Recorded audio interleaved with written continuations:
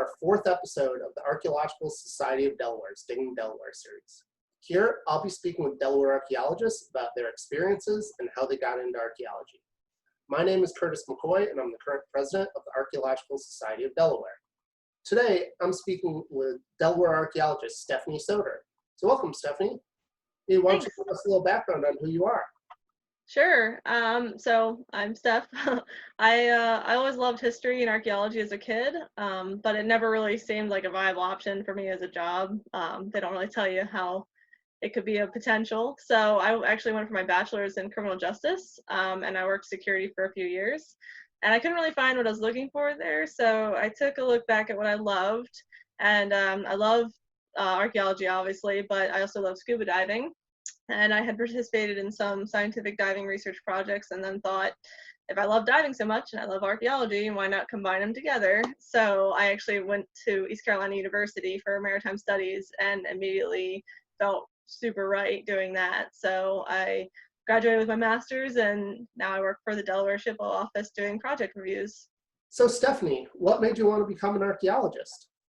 Like I said, I love history and archaeology ever since I was little. I loved ancient Egypt, ancient cultures, and modern conflict warfare. So a little bit different on both sides, but together they kind of made me really want to do archaeology. And I got this kind of interest in bioarchaeology from the criminal justice side of things when I did my bachelor's. So I also like bioarchaeology a lot. So just kind of a lot of different interests came together and it made my archaeology experience even better.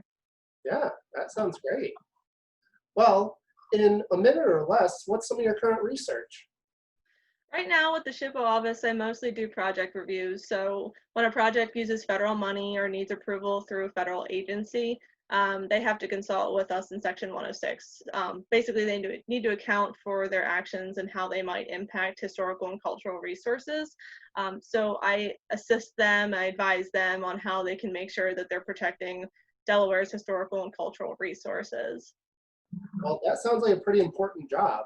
So I think so. Unfortunately, it doesn't mean I'm out in the field too much, but I started back in January, so we were able to get out 2 or 3 times. One was on the Wolf Neck site out in Delaware. Amazing site, really, really cool. We were out there with DenRec, and if anybody ever has the chance to volunteer with them to work on that site, I'd highly recommend it. It's very cool. yeah, our treasurer actually runs the Time Travelers program with DenRec, and they do a lot of archaeology throughout the state. Yeah, the time travelers were great. I think we had something like 30 volunteers that day, and it was like a Tuesday. So it's really a great opportunity if you can ever get out there to do it. So Stephanie, what's one of your best or worst field stories? I'm gonna go with best. I feel like everyone goes with best just because they're the best. But so I think my best field story I have was actually working in Saipan, which is in the Pacific. It's right north of Guam. And I was on a joint project with East Carolina University and the Task Force Dagger Foundation and the Defense POW MIA Accounting Agency. We were trying to locate missing military personnel and their aircrafts, and we were doing underwater work. And me and my dive partner were being towed by the boat towards our next magnetometer target that we were jumping on. And I was looking down in the water, but I heard the boat stop, and the guys on the boat are telling me to go to the other side and where my partner is. And I look down and there's a plane wing under us and what looks to be a crash debris field.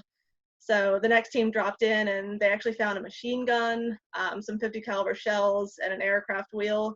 It was definitely the site of a catastrophic wreck, and it was a very sobering moment, but also really exciting because we were able to get one step closer to potentially figuring out what happened and where the airmen may be if it was a fatal catastrophic wreck. So that was definitely my best day in the field, having like a real impact, a real life impact for archaeology.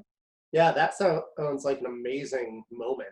So It was definitely sobering, but definitely exciting. So Stephanie, what's one of the coolest things you've ever learned as an archaeologist? I learn a lot every day. I learn every day. I mean, new things are always coming to the surface, and I think that's one of the best things about our field is that you're always learning. But I think one of the coolest things that I've ever learned was actually working on my thesis project. I was interviewing survivors from a World War II internment camp, and it was actually a U.S. internment camp, and they were Indigenous Islanders.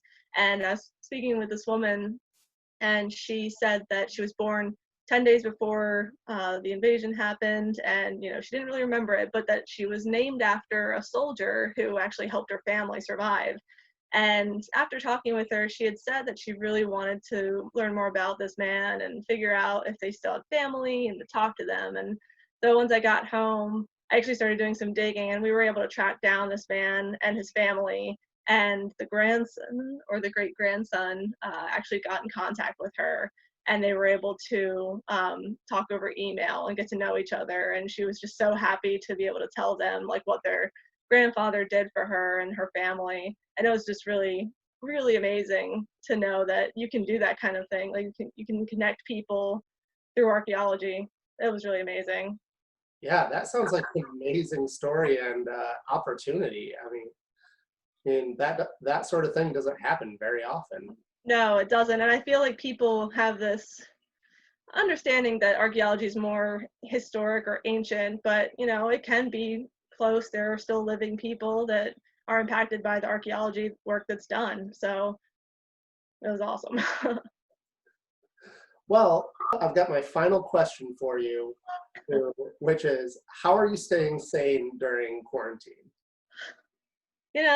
Not much of my day has changed aside from just not being in work. I'm apparently a pretty socially distant person anyway, but I do like to go out and do things. So it's been hard a little bit in that respect. So I've been doing a lot more baking, and thankfully we live like 2 streets up from the river. So with the nice weather, we've been going kayaking more, and I've actually been helping my sister-in-law and my stepfather with a project. Her grandfather was actually held in a World War II Japanese American internment camp.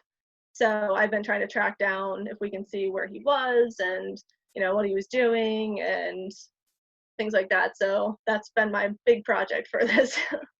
Well, sounds like your work's not stopping anytime soon. Nope, no reason to. Well, thank you, Stephanie, for coming today and letting me interview you over Zoom here. So thank you for coming, and we'll see you next time.